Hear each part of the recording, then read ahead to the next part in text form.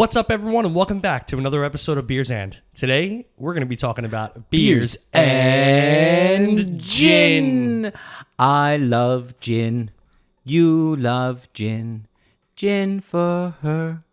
Gin for him. Hey, oh, that worked out. Right? Look at that. Didn't know where I was going to go with that, but turned out very well. Very well. Hello, everyone, and welcome back to another episode. My name is Alex, and Nick is here by my side, as he should be always. Oh, that's great. It's great to be here, and it's great to be by your side. I totally agree. All is right in the world. Come follow us on Instagram at Beers and Podcast. You can also come watch us on YouTube at the same. And if you really are a degenerate on social media, you can come over to Twitter and converse with us at Beers and One. But the only thing you can do on Twitter is disagree with us, fight with us, point out flaws in who we are, despite you knowing nothing about us. I believe that was in the terms and conditions app contract. Yes. Listen, if you are on the old YouTube though, do us a favor. I hate being this guy so much.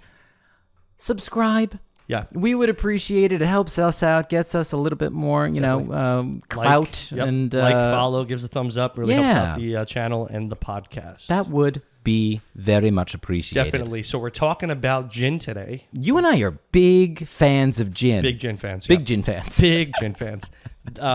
You picked out this cocktail. Would you care to tell everyone about it? Of course. So this is called The Fool in the Forest. I love that name. This actually came out as the top cocktail submission to Rogue. Nice. Now, Rogue, as some folks might know, they are a brewery, but they are a distillery as well. They make a gin that is, I would fight, that it is probably one of the best gins I have ever had at a moderate price. That's good. Yeah, they're pretty reasonably priced, I would say. This, however, is not made with Rogue gin. No, we got the fancy stuff. We got the fancy stuff, the fancier fancy stuff. Yeah. So if anything, A Fool in the Forest is a sprucey and more juniper gin, as it should be. In this particular case, we're using a limited series release from Hendrick's. It's called Neptunia. Which was very nice by itself, by the way. It is very nice. It's a mix of coastal... Actually, I'll read it. It's called the fresh sea note characteristics of native coastal flora vigorously emboldens Hendrick's signature combination of cucumber and rose, culminating in an astonishingly citrus crisp finish. Wait, so there's coastal flora in the... That is, that's... Distilled in this? That's interesting. Yeah. Isn't flora like flowers? I thought it was like plankton and algae and stuff in the sea. I've just always assumed that it's like flora and fauna. I think it just has to do with whatever grows. Could be. Grows? On the coast? It is then made with, it's an Earl Grey and rosemary simple syrup, a little bit of lime juice, lemon juice, green chartreuse, and usually it's supposed to be finished with an egg white. But we did not. We did not do that for today. But that'd be okay. Yeah, that would be okay. And it's just for decoration. Right. Yeah. Right. Just for foam on top. Exactly. It's like mimicking the head of a beer. Exactly. Pretty much. Oh, look at that. Transitioning quickly to our beer of the day. Yeah. A Black IPA, our first, from Tree House. I don't see color.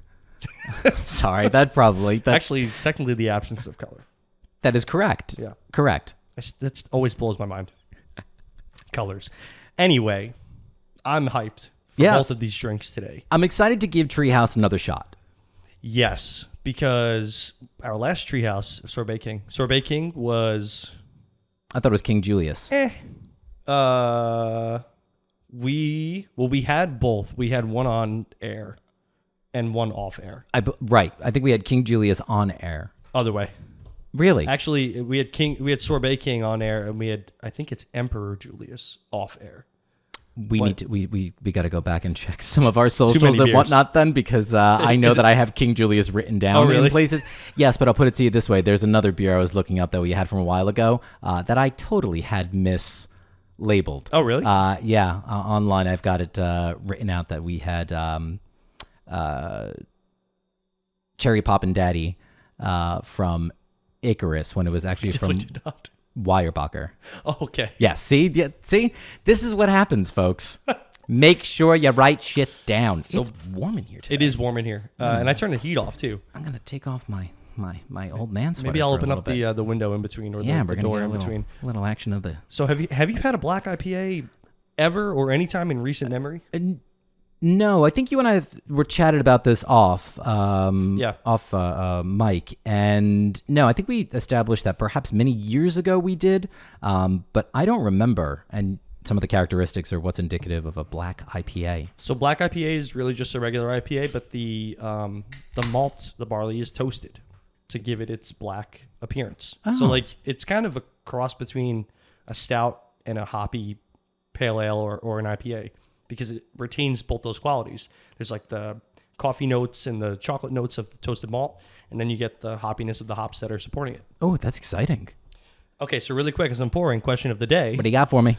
I wanted to know because, and I'm going to preface this by saying I'm not like much of a hot liquid person. Like I don't like my coffee super hot. I tend to wait for my tea to cool down a little bit before I dive in. Oh, you're a better person than I am. This is a soup related question. Ooh. Do you prefer hot soup or cold soup? And when I say cold soup, Are you referring to? I'm referring to like not leftover soup. I'm referring to like a traditionally colder soup. Oh no, I like a good hot soup. You like hot soup? I do. I like a good hot soup. In fact, I like my soup. I may have poured this very unevenly. I think that's all right. Okay. That's all right. I'm gonna make my way through this gin drink also. Okay. No, yes, I like my soups Hot. piping hot. Okay. Yes, I like the. Do you have a particular favorite? I'm a big fan of bisques and chowders. Can't go wrong. I like a good hearty. Yeah. I like a good hearty soup.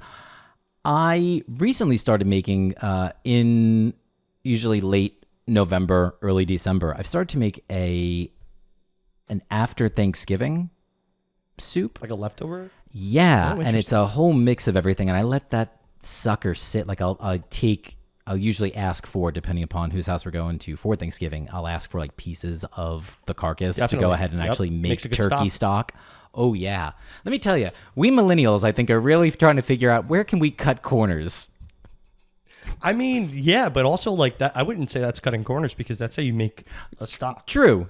Yes. To me, it was a matter of, correct, not so much cut corners as like, how can I cut waste? Like, why am I going to go ahead and like buy stock when it's like, you just had chicken, make stock from that. I'm a big fan of like, I see what you're saying. I'm a big fan of like using the whole of a product, whether it be an animal or like something I didn't know, carrot tops, like the green tops of carrots. You can regrow those, I believe, too. Or you can use them to like make a carrot top pesto or like put carrot tops in a salad. Like all these things that we consider as waste, we can use to make different things. I'm big into that. Huge. I really am. You know, it makes a big difference. Sustainability. I'll cheers to that. Do you not like a hot soup? Oh, okay. I prefer cold soup, and I will say that Royal Caribbean Cruise Lines. Oh my God. Has some of the best cold fruit soups. The watermelon mint. The only cold fruit soups I've ever had in my life. Yeah. One was a watermelon gazpacho with mint, which was really good. There was one that was, I think they called it Fire and Ice, and it was a melon soup, like cantaloupe and honeydew, but it was spicy. I think I remember having that. That was so good. There was like a blueberry chilled gazpacho. It's like, I love all that stuff. Yeah, no, I want it. Love all that stuff. Whenever we have soup at home, I will actually wind up taking the bowl and usually putting it back then into the microwave, like roughly halfway through, because I want it. You want it that hot. I want to remove the top layer of skin from the inside of my mouth. You know, it's good to lose some weight, I guess. I guess so, yeah. Wherever I got to shed it from. Right, exactly. Cheers. Cheers.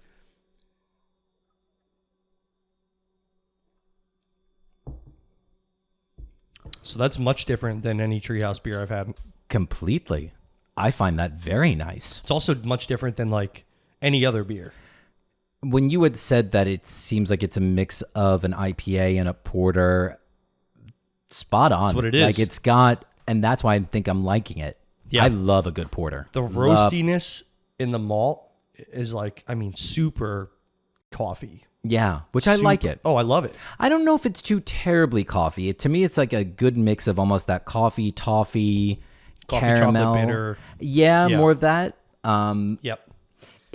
I'm still so curious about what hops they use because I still feel like there's that uncomfortable oily, lingering feeling on my tongue. And I don't know if that's just what's indicative now of Tree House, if I'm projecting, that I'm going to expect to taste this. Sure. Okay, so I actually do have. They're made with one of my favorite hops. It's brewed with Simcoe, one of my favorites, Centennial and Amarillo. We've had a bit of Amarillo hopped beers recently. Yeah. So this goes on to say it's paired with a carefully considered addition of roasted malt.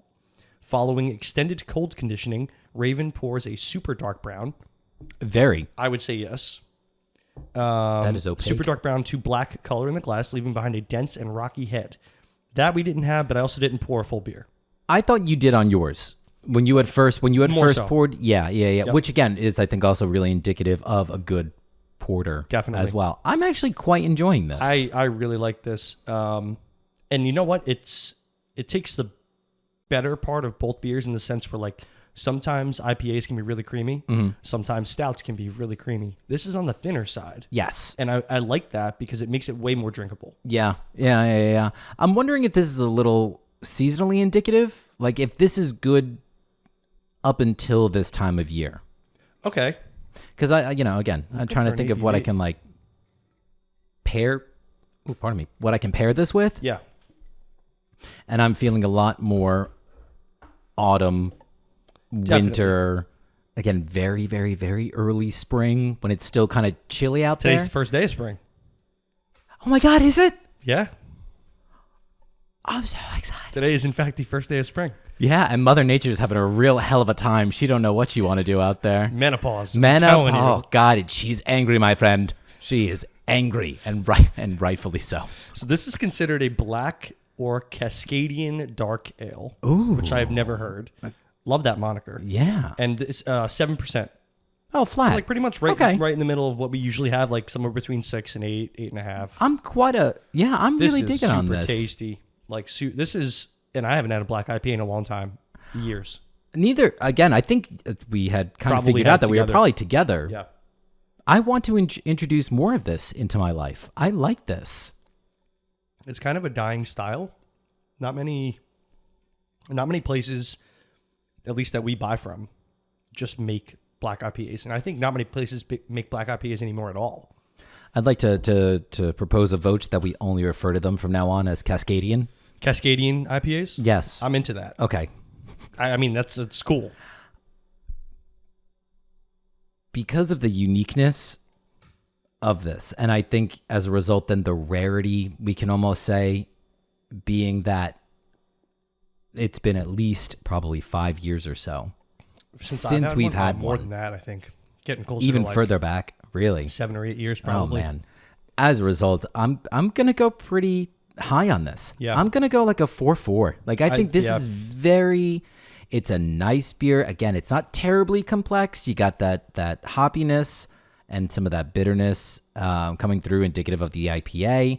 It's got that nice dark coloring to it, that toasty flavor, not quite, notes and flavors of a stout, but the consistency of a porter and some of the characteristics that have an IPA. Yeah. It is a beautiful, beautiful mix. It's a great beer. I will say though that after keep drinking it, there is that super hoppy bitterness at the end. And it's late. It is late. It's really, really late. I'm talking, not even after you finish the sip. No, it's a couple it's seconds. You get the air into your mouth. Yes. Yeah. So that must be indicative of Tree House's style, but it goes very well with this beer. I'm thinking it must be because it's doing the same thing. Yeah. That the other Tree House beers we've had. It's kind of oily. Yeah. But this time I don't feel like it's unpleasant, and I wonder if it's because we're used to it. I don't know. Because I'm having almost like a little like PTSD. Are you? As we're going through. Yes, because I'm almost afraid that it's going to sneak up. And then I feel like because of how toasty and how, again, kind of caramelly, chocolatey it is on the front, that it makes it all worthwhile then. I think that's what it is. I think that because this is so bitter and roasty, it plays with it. I'm almost sipping it to get... I want that front flavor to wipe away that back flavor, I think is what it is. Or that front taste to wipe away that back taste. Yeah. Yeah, I'm digging it. It's good. I'm probably going to go pretty close to you. 4.3. Okay. 4.35. Beautiful. I think this is something I would definitely go back for. Like, Yeah. I think this would be a good beer to just keep in your fridge. I think that you could have folks, like one of those beers where if you've got mixed company over, folks that are not necessarily quote unquote beer drinkers, they could enjoy something like this. It's Definitely. a little unique. It's a little out there. They've probably never heard of it before, Probably but they not. would enjoy it. Yeah, I agree. Good stuff. Before we go any further, Yes, sir. I do have a quick party foul, if anything. All right. And one that I'm upset at myself for in retrospect. So this was back during our Crystals episode, and we had been talking about Crystal the monkey and how she'd been named after Crystal Gale, who was the sister of Right. Loretta Lynn. I had said that Loretta Lynn sang Son of a Preacher Man. Was it not? No. Oh, okay. It's Dusty Springfield. Oh. And I am upset with myself for it. Everybody out there, I'm sure you're... I'm not as upset with you, but I could see why you're upset with yourself. Wow. I think that says a lot about the both of us. That how you know me as a person and how I know me as a Yep. person. Good. That I'm tracks. glad. I'm very, very glad that's the way it turned out. That tracks. Oh, boy. Let's get into gin. Let's get into gin. I'm going to finish my beer dive before on I have... gin. I'm going to have the rest of my beer before I try the cocktail. Deal. But we're going to get into gin anyway. So it's typically known best for being the national spirit of England. Would you agree? Yes. Did you know that the Dutch invented it first? No. So, story goes that during the Dutch War of Independence in the 17th century, English soldiers discovered Juniper, gin's predecessor, and brought it back with them to England. Oh. But so, like, modern gin as we know it wouldn't be born until about 150 years later. But Juniper is technically a juniper berry based spirit. That's where gin came from. It's one of those things. It's a little bit like when we were talking about vodka, how it had been described as Right. a wine in many regards. And if I'm not mistaken, gin was the same sort of deal. Oh, okay. I didn't come across that. Well, like that Genever, or right? Is that Yeah, or I call it Geneva. Geneva. That there at the Geneva Convention. I believe that it was described again as a wine to begin with first, before that it was Fire wine is what they called vodka, right? Yes. Huh. Transitioning very quickly to our favorite drink, I would say one of our favorite drinks, gin and tonic, or used to be anyway, actually began in India. Oh, really? Yes. Huh. So post the Sepoy Rebellion in 1857, Brits began to move to India. Subsequently, the popularity of gin and tonics exploded because the demand for Indian tonic water grew in an effort to avoid malaria. I didn't know that tonic water was from India at all, or at least or Indian. they had tonic. their own, right? Yeah. Exactly. Huh. And then they added gin to the tonic to dilute the tonic's bitterness, not the gin's bitterness. You have to love that period in history when it was like, well, we'll drink alcohol because of the fact that the water's too dirty, you know? But wait, there's more. Oh, really? Oh, yeah. Well, we're going to move away from India and go to, pirates, but really just sea folk. How about... How PC of you. We don't want to insult the pirate listening population. Yeah, very PC.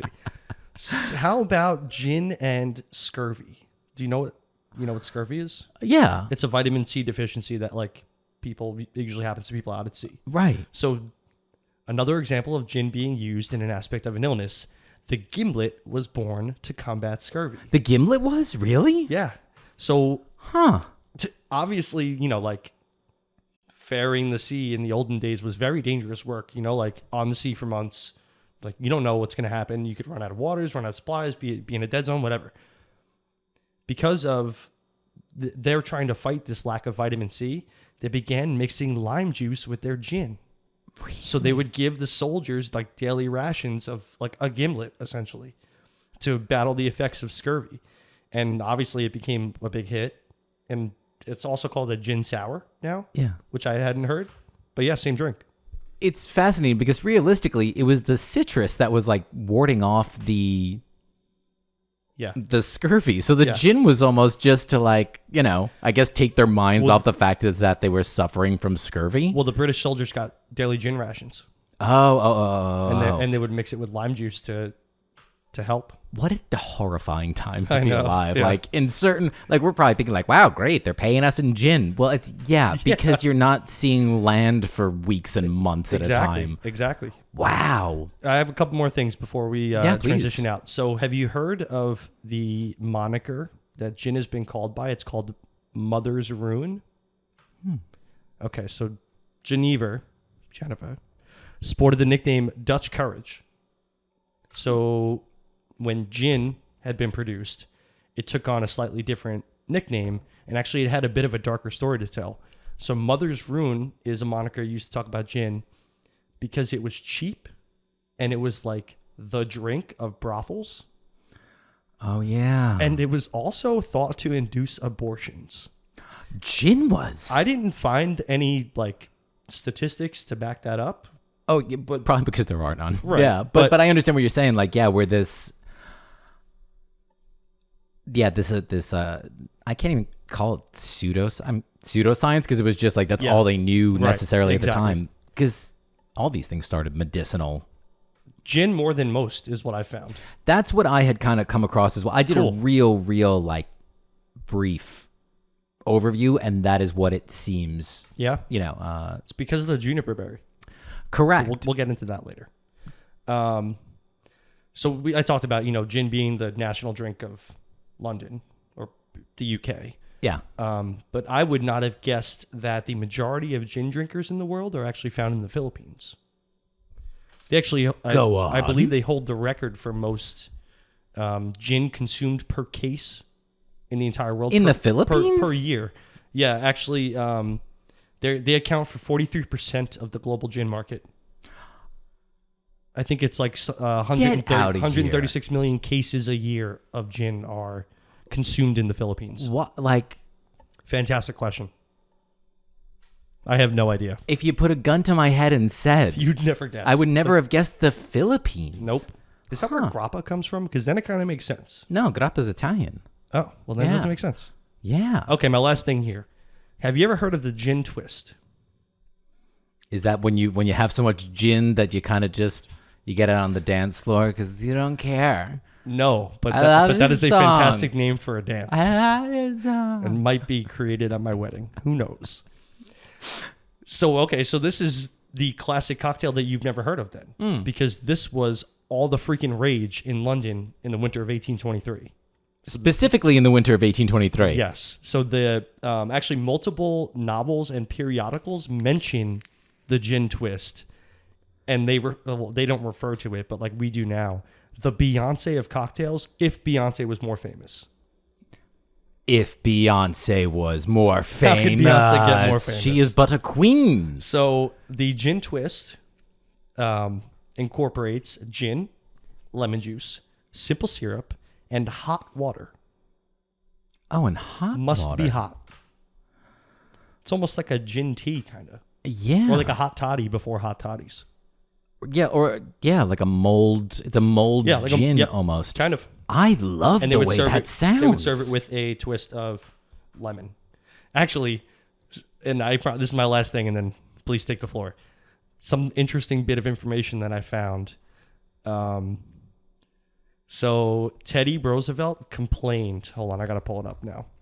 I'm going to find where exactly this happened. Teddy Roosevelt complained that there were no lemons to make twists for martinis. Which I hate when people do. Do you? You don't like that? I was on a spa boat with Murph in Montreal a couple years ago, and I asked for a martini, and they served it with a lemon twist, and I was like, it was literally the worst martini I've ever had in my entire life. I would much prefer lime. No, it was just that, to me, I specifically asked for a dirty martini, and I was like, what are you doing with this? Oh, hold on, I'm gonna find this. Yeah, please. Because I can hear him complaining in my head. Right?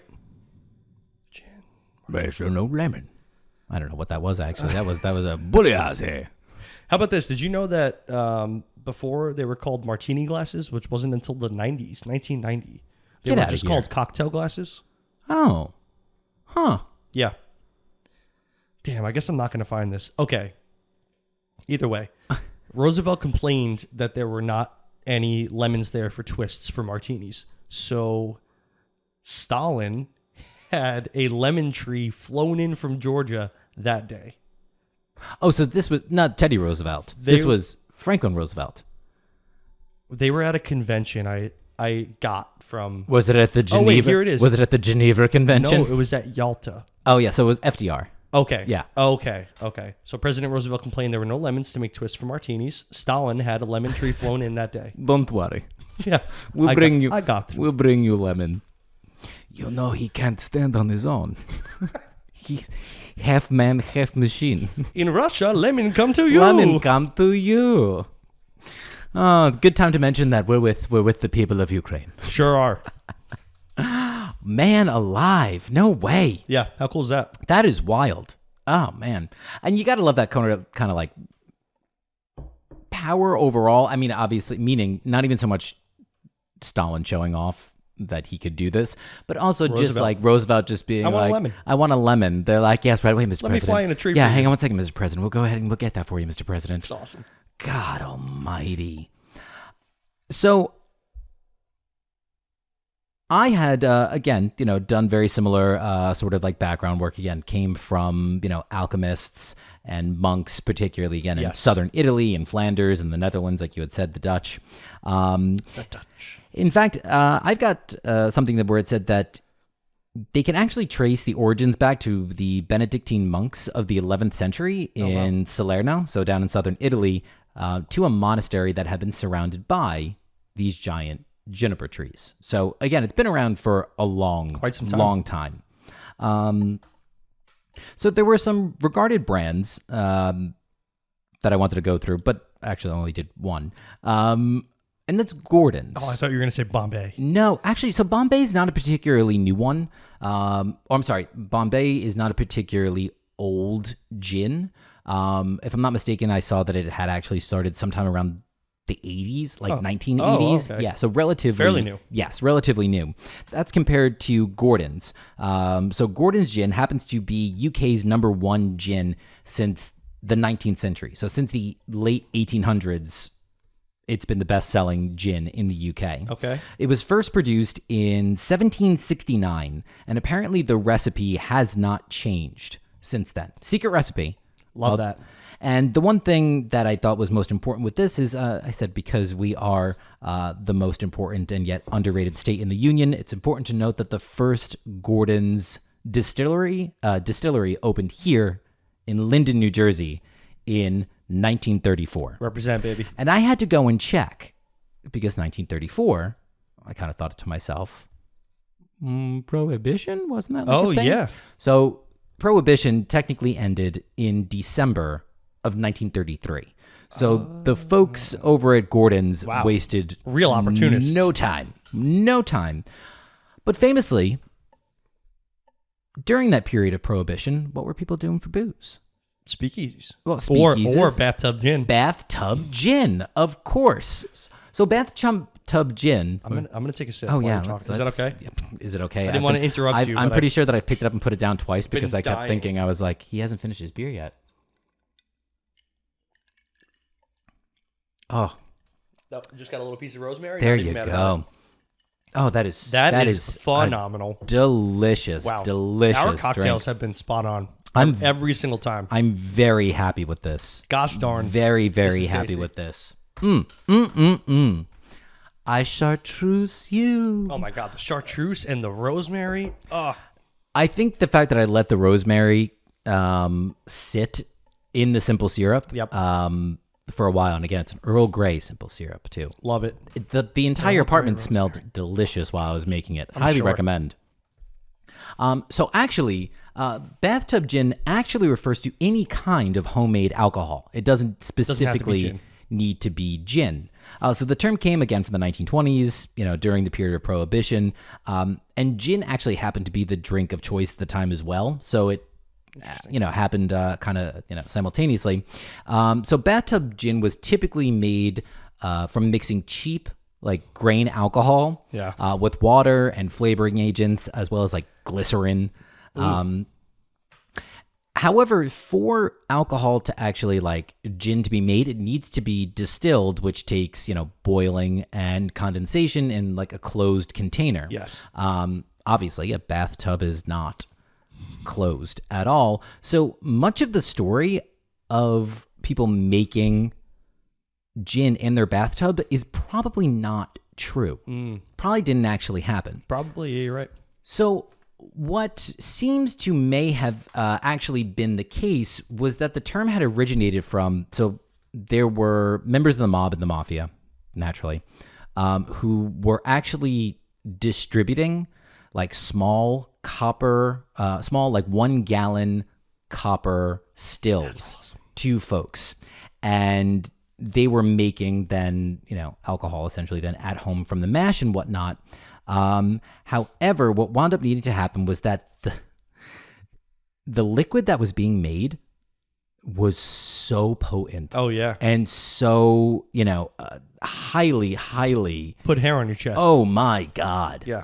That it needed to be watered down by half. Oh, wow. Like it was quite literally a 1-to-1 ratio. Holy cow. So what wound up happening was that certain folks would go ahead and do the bottling in their homes as well. However, the bottles didn't necessarily fit under the spigot in the kitchen sink. So they would go ahead and they would use the faucet in the bathtub to fill it up then with water. And that is more likely where the term bathtub gin actually came from. Probably. Which I thought, again, color me ignorant, because I had no idea that was actually, like, I actually always imagined, like, people are making... brewing it in their... distilling it in their bathtub. Yeah, I did a little reading on bathtub gin as well, and found that what you had said was true right in the front. Whole grain alcohol, and then they would mix it with, like, Juniper Berries simple syrup. Yeah. And sell it to people as overproof gin. Absolutely. Yeah. So for the record too, my sources were Wikipedia, as well as a site called Prohibition and Interactive History from the Mob Museum, because evidently there's that. Which that's a thing. I think I want to go to, but I know I'd be angry the whole time.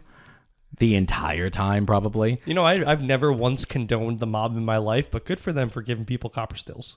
Yeah, right? Yeah. Well, they had a total racket. Like amount of, it was one of those things where, and I had to resist from going down a rabbit hole, but like after a while they were talking about like confiscation and whatnot. And they were talking about, if I remember at one point, something along the lines of like 800 million gallons of like homemade alcohol was being made between the years of like 1923 and 1927 that they were cracking down on, which reinforces that prohibition of anything does not work. Yeah, like, what do you think? Okay. What do you think? Anyway. Tell it as an experiment. Tell any child not to touch something or do something and see what winds up happening. Yeah, that's a fact. Dear United States government, hi. Please stop. It's Nick. Please stop. Cut the shit. Full stop. Sincerely, Nick. Speaking of cut the shit, verbatim, I had to yell out my window yesterday morning at 8 a.m. Yeah. Cut the shit to the construction crew across the way because they were having a beeping battle at 7:58. One van beeped to the other van, and I knew they were different beeps because they were slight semitones apart. Oh, no way. Oh, yeah. And I cracked my window, and I waited for a little bit, and it beep, beep, beep, beep. I was like, hey, cut the shit. And they all looked at me. And I'm like, yeah. Okay, good. We're done. Yeah. Well, it's one of those things. I've done that, too.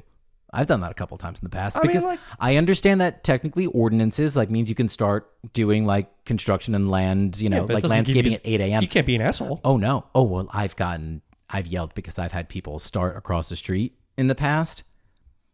7:15, 7:30, and I'm like, no. Listen, I'm good. If you want to do your job, but if you want to sit in the parking lot and beep at each other like Morse code, that's not okay. He keeps looking. You keep looking out the window. Yeah, because you're waiting for them to be like, I see. Yeah, I'm talking to you. I will either be emailing my apartment complex or their fucking bosses. If it happens again, absolutely. No, one time. That's it. You don't even get one with me if you're gonna wake me up that early. Okay. I wanted to talk about genies because technically, genie is the singular word for gin, which would mean multiple genies. Get out of here. Yeah. I didn't know that at all. Oh, yeah. Genie is the singular form of the word gin. D-J-I-N-N. Or I've seen it spelled J-I-N-N. Oh, I had no idea. Not much of a stretch, so I'm taking you there. Take me there. There's... Gonna take you there. Nope, that's not it. I was thinking, I know a place. Okay. Ain't nobody crying. That's a good one too. So we all know and love one genie. R.I.P. Robin Williams. R.I.P. to Robin Williams. I was going to be a dick for a second and say, I dream of Genie, but then I was like, no, I can't do that. Also a good one. But we all know and love Robin Williams. And that description of a genie is actually the literal historical translation of what a genie is. Oh. So jinn are have been a part of Arabic culture, even pre-Islam, because jinn are mentioned in the Quran. Correct. So pre-Islam, jinn have been a part of the culture. Holy shit. So although jinn are a part of Islam, they're not worshipped in it. They're actually like they're like neutral spirits, really. Oh, okay. Is how it's explained. So, in fact, they've like held space in Arabic culture since the beginning. Like literally since the beginning. Jinn have been known to or thought to be spirits of fire and air. They are neither inherently good or bad. And according to this lady Amira Al-Zain, or maybe a man, he or she wrote a book called Islam, Arabs, and the Intelligent World of the Jinn. Oh.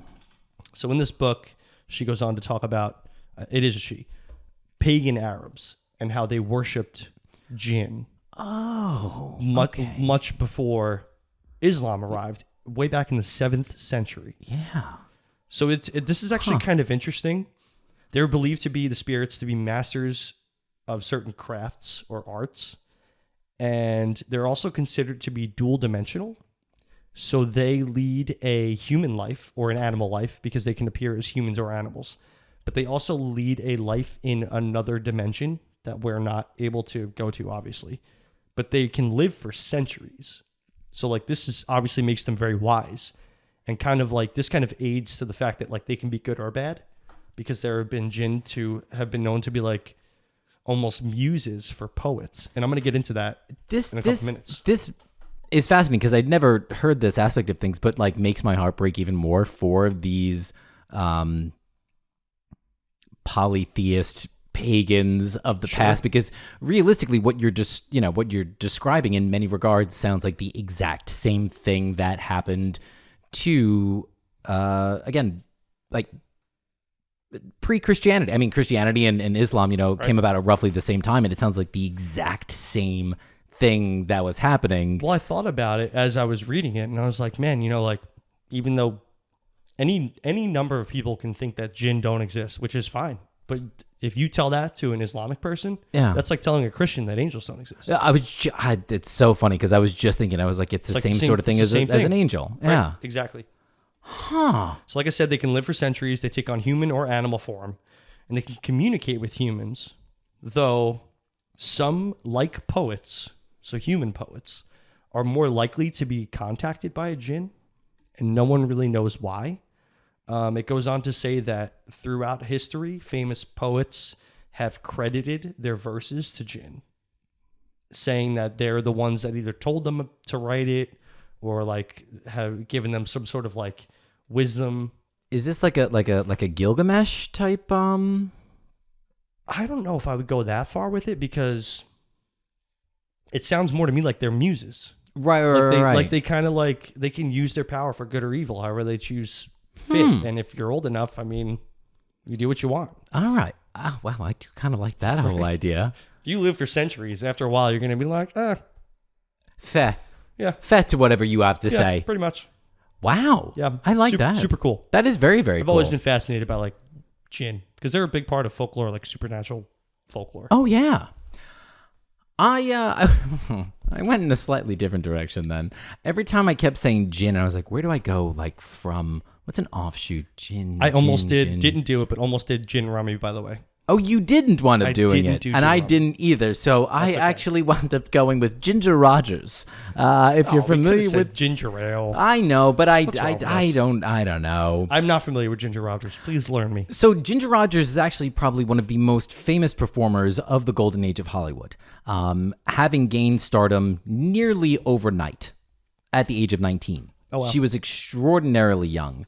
In fact, she's actually ranked by AIF. It's the American Institute of Film. Okay. As like number 14 as the most influential and kind of prominent performer in American history and American cinema. So what wound up happening was that at the age of 14, she had won the Texas State Charleston dance competition. So like she was the best person to do the Charleston. Okay. Because I kept reading it and I was like, Charleston dance competition state. I was like, I know, but Charleston's not in at Texas. First I had to read it back to myself. Well, I kept reading. I was like, why do they keep calling it a Charleston dance competition? Like that's such a broad. So it was the actual dance. Great. So that actually earned her a place on the Orpheum circuit. You're familiar with the Orpheum circuit? Mm-mm. It was essentially like the premier vaudeville traveling act. Oh. Like if there was anything that you wanted to be a part of, you wanted to be on the Orpheum circuit.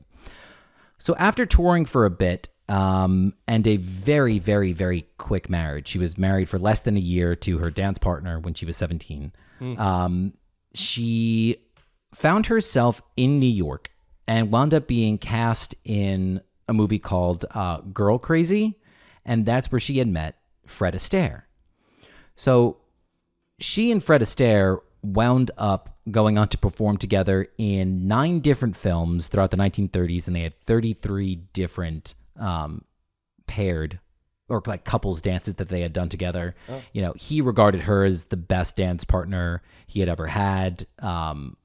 Like that's a big compliment from Fred Astaire. Absolutely. Like someone had asked him, I believe it was much, much later in his life, you know, who do you think was your best partner? And he's just said Ginger. There's no hesitation whatsoever. So her popularity then around this time greatly increased again in 1933 when she performed in both the film versions of 42nd Street and Gold Diggers of 1933, which we had spoken about in the past. We have? Gold Diggers of 1933 is the movie that features the song We're in the Money. We're in the money. We're in the money. When we had done our episode on beers and money. Oh, yeah. Yeah. See, everything's starting to come back. Yeah, like honestly, though, because you talked about vaudeville, and we just talked about vaudeville with circus. Exactly. This keeps happening. Because everything's all connected. Synchronicities. So her film career had started to decline in the 50s. You know, it was at a time period where you still had, very powerful, movie houses and production houses. She was getting, quote unquote, old. And there weren't enough, roles for some of these older, performers. But she still managed to have some pretty solid roles. She reunited with Astaire a couple different times, including when she presented him with a Special Academy Award. And then later they had both co-presented the 1967 Academy Awards as well. Cool. Where they spontaneously and decided to perform, do a dance together that no one was expecting. They got a full standing ovation. It was a huge deal. Ooh, I almost choked for a second. God almighty. It hurts so bad, I'm choking on my own spit. So she later took the lead role in a stage production of a show called, I don't know if it's pronounced Mame or Mammy or Ma'am, to be perfectly honest with you, so I apologize. MAME. in 1969, which ran in London's West End, which is equivalent to like our Broadway. Oh, okay. So while she was there, she had done performances for like Queen Elizabeth while she was there. And at the time, she was the highest paid performer in the history of the West End. Oh, wow. She had always had a really like interesting and close relationship with her mother, Leela. And this woman had a crazy, like a lot of Ginger's success is credited to her mother. Her mother was very kind of like hawkish, if you will. But her mother had been a newspaper reporter. She was a script writer, a movie producer. She was one of the first women to enlist in the Marines. Wow. She was the founder of what's known as the Hollywood Playhouse, which was essentially a home and a theater for like aspiring actors and actresses at the time. And she was a founder of the Motion Picture Alliance for the Preservation of American Ideals. Whoa. So this came about at a time when people were afraid of, communists and the Red Scare. And People are still afraid of communists. Oh, of course. So her mother was a founder of that as well. So this is the one thing that I found really interesting. So in addition to her extraordinarily successful performing career, she was also a really talented tennis player and had actually entered the U.S. Open in 1950. Look at this chick. In doubles with Frank Shields. Does that name ring a bell to you at all? Mm-mm. Frank Shields was an incredible tennis player. In fact, he was formerly ranked as the number 1 tennis player in the U.S. in 1933. Oh, wow. And they had played together. They were knocked out in the first round. That's too bad. But still, a little bit of, Ginger Rogers. What a multifaceted woman. It's amazing. Like, let me tell you, just some of these women of the time, and it would be interesting to almost like do an episode. Some of these women at the time were incredibly talented, and put up with so much. Yeah. Like there was actually one of the things that she had fought for, and I don't have it written down here, but she was performing again in one of the movies with Fred Astaire. This was sometime in the 30s. And despite the fact that they were, naturally co-stars and they were co-billed, at the top, obviously, he was making significantly more money. But performers that were billed lower than she was were also making a larger salary from the film than she was also. Makes no sense. None whatsoever. None. I'm glad we're past that. Oh, yeah. Actually, you know what a couple of days ago was? Something called Equal Pay Day. Have you ever heard of this at all? Mm-mm. So, and sorry for the side tangent, but so Equal Pay Day is a date that changes each year, and it's the day into the new year where women would then make the same amount of money as men had made in the previous year. Just for one day? Well, no. Meaning that so January to December, men made on average this amount of money. For women to make the same thing, they would have to work from January till March of this next year to make the same amount of money. Oh. Yeah. That's awful. Right? What the fuck is wrong with society? Well, Anyway. There are things to watch on TV. Sure are. We've been talking about gin. Yes. All right, so I'm just going to keep talking about gin. Juniper berries. Have you done any research? In fact, it was the last thing that I had, so go for it. Okay. Powerful little antioxidants. That I didn't have, so we're good. So it's what gives gin its predominant, piney, citrusy flavor. They're not berries at all. Oh.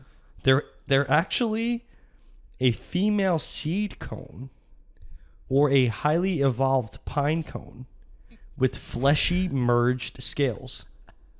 I'm imagining the juniper berry out there with the rest. I'm like, oh yes, I'm sorry, I can't. Oh, but do an acorn. Oh no. Look, we've been lied to all. Juniper cone. Call it juniper cone. You don't call it juniper berry. What's wrong with y'all? Oh, the words. When first created, gin and Geneva were used as medicine. Like I said, powerful antioxidants are juniper berries. They help fight infection, prevent heart disease, improve circulation, and can even help fight kidney and liver disease. Well, I'll drink to that. How do you like that? I'll drink to I'll that. drink to that as well. No, it's good for your liver. Oh, I mean, it's good. It's actually been like sitting for a little bit, and I feel like good. it's gotten better as it's gotten much down more to the. rosemary. Oh yeah. We're going back to gin and tonic. Recently, gin and tonic has undergone a bit of a transformation in Spain. So it's typically served now in what's called a balloon wine glass. So it's a very circular orb-looking wine glass with a tall stem. Mm-hmm. Okay. Some gin detractors have stated that it looks like a salad in a glass. Oh. So it's gin, and then it's garnished with tomatoes and basil that's been activated so the oils can come out. Apparently this makes for a very summery gin and tonic. Really? Yeah, it's very popular in Spain right now, or as it's called in Spain, España? a gin tonica. Oh, gin tonica. Yeah. Oh, that's wild. Tomatoes and basil. Listen, I'll try anything at least twice. Oh, absolutely. So this got me to thinking, like, what other weird garnishes or like flavors do countries use for gin? Yeah. Most of these are garnishes, but some of them are added in as flavor. Lavender, which I actually love with gin. Yeah. And I've had with gin. Well, I think I was telling you and Christina before we had started to record that Hendrix also had made in the past I believe again it was called Midsummer, and it was infused with lavender as well. But that was one of the delicious. Gin and lavender go very well Absolutely together. So actually, back when I had first had lavender in my gin, I had my aunt, who was a very, very, very talented baker, make me lavender simple syrup. Oh. And it sat in my fridge, and I used it for gin drinks. Did we have them together? We at might one have. point? I was We gonna might have. now all of a sudden I feel like I'm getting way back when I was in Hazlitt. Okay. Yeah. Huh. So that's it. Lavender's a really good one. There is rosemary, which is a classic. Classic. Star anise, which I feel like could be a very interesting addition to a gin drink. That's interesting, just considering how powerful like the anise Very. is. Very. Like, Rosemary. Oh, no, I already said that. I'm sorry. Lemon thyme. Oh, okay. So I didn't That know I would lemon like. thyme was a thing. Yes. I thought it was just thyme. No. There are two different like Lemon thyme variations. is a thing. Yeah, Okay. yeah. Lemongrass. Oh, okay. Rhubarb. Yeah, that one is the one that I was like, rhubarb? But I mean, it's kind of tart, isn't it? It's very tart. Yeah. I've never had it just on its own. I've had it like in things. It's interesting because of the fact is that realistically, you shouldn't. Not that you shouldn't, but like you don't eat rhubarb raw at all. Not at all. It's like not good for you. Right. It's super fibrous. Extraordinarily. It's almost like, not celery, but what's the other thing that's celery? Oh, like a fennel. No, there's something else. It's like Rutabaga. It's like it's like the yucca to potato. It's a much more starch dense. It's like celery and cassava. Is it cassava? I don't know. No, it's not cassava. No. Okay. We'll come back to it. And my last little garnish, frozen peaches, which I feel like would be very good. And I would even throw a little bit of like sparkling wine in there. I was just gonna say you do like that's like a peach gin fizz. Kind of. Oh, Yep. Like a sangria with gin. Let me tell you, Sangria with gin. I am excited that today is the first day of spring because I am now thinking about. I can picture off the highball glass, the condensation coming off of this cold peach gin fizz drink. Love it. Throw a little rosemary or thyme in there. Oh, And we got to. You know what I'm not looking forward to is the heat in your apartment in the summer months. Gets hot. yeah. Maybe we'll figure something. Maybe I'll go pick up a lottery ticket on the way home. Maybe we'll go. I don't know what that means. I told Nick I would too. I'll go pick up a lottery ticket and we'll see what happens. Yes. Somebody give us numbers. It's lovely when the air conditioning is on, but the second you got to turn it off, that's when it gets a little hot. When we have to record. We might be doing some more recordings from here come August. Oh, Christ. Yeah, it was hot last summer. Yeah. So how do you like that? Interesting garnishes. I like that a lot. That was my last little bit. I wanted to end light. Sometimes we end a little heavy. Sometimes we end a little heavy. Just to kind of jump on top of that, if anything, because when you had said Juniper Berry, I actually did just a quick little look. These are 2 quick little points. Actually, on the juniper tree itself. And I also forgot that like my dad grew up on Juniper Boulevard, so I think that's kind of interesting. Oh, I think that demands a mention, right? Yeah, there you go. So juniper trees, they are part of the cypress family. And so it's kind of debated, but there are between 50 and 67 species of juniper that exist across the entire like northern hemisphere. What? The entire northern hemisphere. Oh. Yes, because there are so many different variations, and they do range from like growing in really dry, really arid temperatures to living in the Arctic. Interesting. It's fascinating. That's so strange. So the highest forest of junipers, meaning again at the highest like altitude, is like in the like Himalayas, and is at an altitude of 16,100 feet. Oh my God! Above sea level, and they could still they're good to use. And they are because they're evergreens. That's true. They're evergreens, and they grow. And just to, I guess, also highlight the difference between these 50 to 67 different like species, they grow between 66 to 131 feet tall.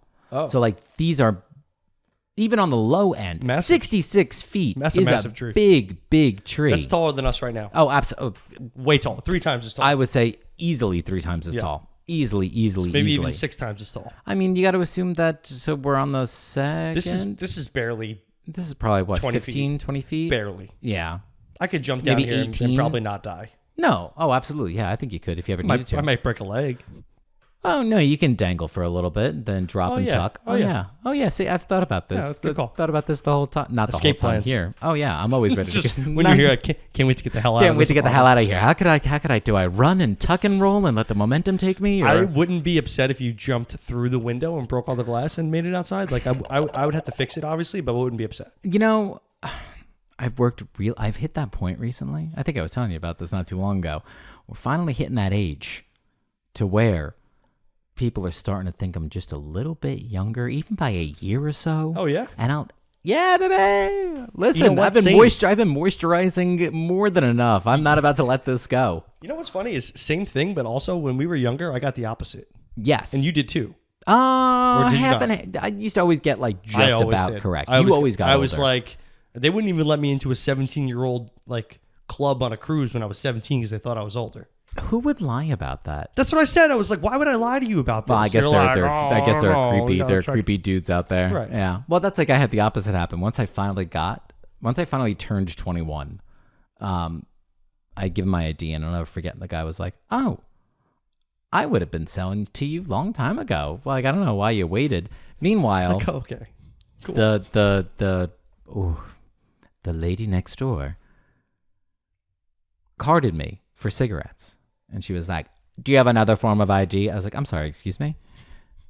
She was like, "Do you have another form of ID?" And this was before I had turned 21. I'll never forget now in New Jersey, most of us probably know, but for those who don't, again, it changes from vertical to horizontal. Yeah. So it had said that I was like 20. And she's like, "Do you have another form of ID?" I was like, "I'm sorry. Do you expect me to believe that you think I would have a fake ID that would say I was 20 rather than 21 just to buy a pack of Parliament Light 100s? No, ma'am. This is the only ID I have." You stupid idiot. Sometimes I know people are just doing their job, but like, yes, common sense. Why would I make a fake ID that says I'm younger than I should be? Underage? Like, come on. Dumb, stupid. This drink is delicious. Also, I thought about this while we were talking about you jumping through my glass door. There's a way to walk. I was going to say, you going to bring this up again? Yeah, there's a way to walk through a glass door. Did we talk about this on air? I think we did. Yes, you were very. We were off, one or the other. You were very adamant about. There's a way to walk through a glass door. If you put your thigh and your forehead on the door, you can literally take a step through it. And if you don't believe me, I implore you to type in on YouTube, Rob Deerdeck walks through glass door, and then come at me, because you won't. Beers End Podcast is not responsible for any personal injuries that are incurred in real life. Thank you. Disclaimer. But yeah, go walk through your glass door if you don't mind having to fix it. Yeah, right. What a great like insult to somebody. Like, go walk through a plate glass door. I like that. Or like, unless they didn't see the video. Right. Right. Otherwise, go walk through a plate glass door. Correct. I think on that note, I think that should be a good place to wrap things up. Yep, everyone stick around for a little bit so you can hear Nick's voice talk about the socials. Yeah, you can hear that. Or if you're watching on YouTube, stay for the transitional screen. Go ahead and I'll point down, because isn't that what douchebags do? Point down, like, go click down, that subscribe button. Smash that. No, douchebags say smash that subscribe button. I don't want to say smash that. Obliterate that like button. Obliterate that like button. We'll catch you next time. Goodbye. Peace.